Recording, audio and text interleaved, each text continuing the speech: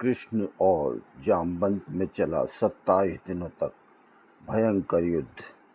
रामायण ऐसी प्रेरक, रोचक और भक्तिपूर्ण कहानियों को समेटे है जिन्हें जरूर जानना चाहिए।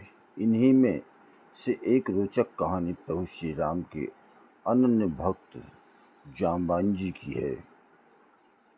जाम्बान जी ब्रह्मा के अवतार माने जाते हैं। भगवान की आराधना, सेवा और सहायता करने के भाव से ही उन्होंने जाम्बान के नाम से वृक्ष रूप में अवतार लिया था। दरअसल वृक्ष के रूप में अवतार लेने का कारण था कि उन्होंने रावण को वरदान दे दिया था कि उसकी मृत्यु नर वानर आदि के अतिरिक्त किसी देवता आदि से न हो।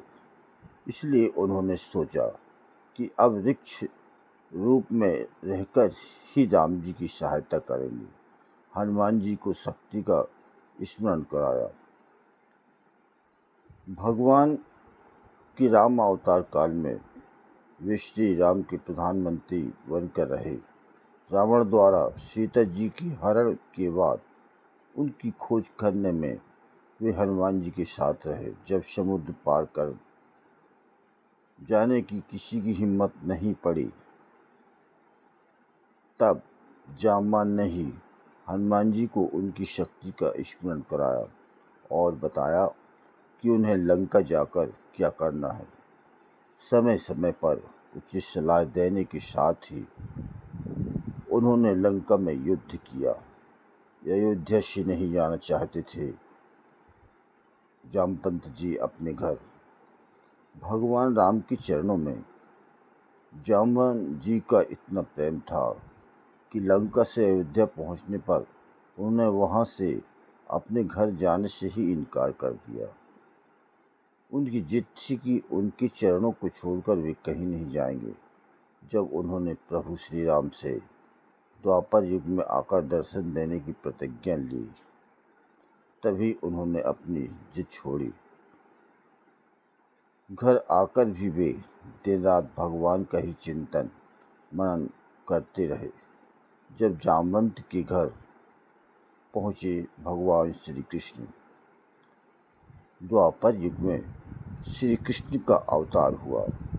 उसी समय द्वारका की एक यदुवंशी सत्यजित ने सूर्य की उपासना करके श्यामंतक मणि प्राप्त की। एक दिन उसी मणि को पहनकर सत्यजित का छोटा भाई प्रसेन जंगल गया, जहाँ एक सिंह ने उसे मारकर मणि छीन ली।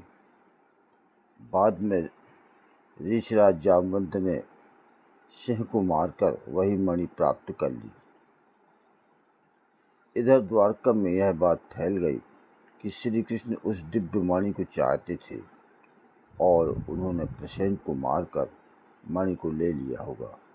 बस इसी बात पर मणि की खोज करने वे निकल पड़े। जामवंत की बेटी से हुआ था श्री कृष्ण का विवाह। जब भगवान श्री कृष्ण जाम्बान के घर पहुँचे तो देखा एक बालक पाले में मणि से खेलते हुए झूल रहा है। अपरिचित को देखकर बालक जोर से रोने लगा। श्री कृष्ण मणि को निहारने लगे तो धाय चिल्ला उठी। भगवान को इस रूप में देखकर जामवंत नहीं पहचान सके। दोनों के बीच 27 दिनों तक भयंकर युद्ध चला, पर कोई हार नहीं मान रहा था। भगवान ने एक जोरदार घूसा जड़ा, तब जामवंत कमजोर पड़े। तुरंत ही उनके मन में विचार आया, उनके प्रभु के अतिरिक्त किसी में भी ऐसी ताकत या सामर्थ्य नहीं है।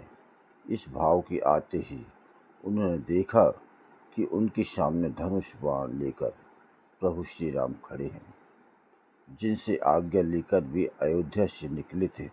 तब उन्होंने तुरंत ही प्रभु को साष्टांग प्रणाम कर उनका पूजन किया और उस मणि के साथ उन्होंने अपनी पुत्र जामवंती को भी समर्पित किया, अर्थात जामवंती का विवाह श्री कृष्ण के साथ किया।